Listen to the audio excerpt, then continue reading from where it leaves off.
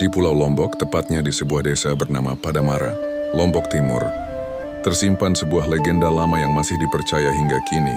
Sebuah kisah tentang kasih seorang ibu dan batu misterius yang membawa anak-anaknya ke langit.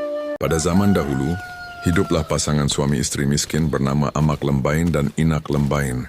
Mereka bekerja sebagai buruh tani demi bertahan hidup.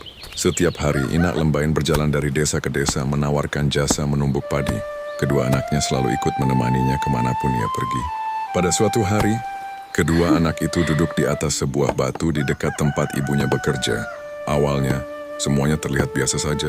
Namun ketika Inak Lembain mulai menumbuk padi, batu itu perlahan meninggi.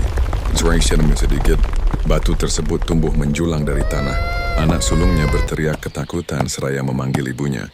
Namun Inak Lembain yang sibuk bekerja menumbuk padi hanya menjawab dan meminta anaknya bersabar menunggu tanpa menoleh sedikit pun ke anaknya. Batu itu terus meninggi dan semakin tinggi hingga melebihi pohon kelapa. Suara kedua anak itu perlahan menghilang di antara langit dan awan.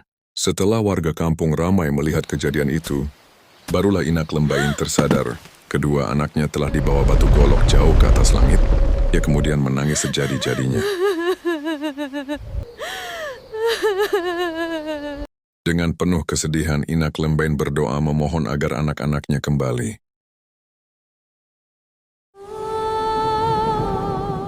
Hingga akhirnya, Tuhan mendengarkan doanya dan ia diberi kekuatan gaib. Dengan sabuknya, Inak Lembain menebas batu golok. Dan ajaib, batu besar itu terbelah menjadi 3 bagian. Satu bagian jatuh dan mengguncang bumi hingga tempat itu disebut Desa Gembong. Bagian kedua jatuh di dasan batu. Dan bagian terakhir menimbulkan suara gemuruh di Montong Teka.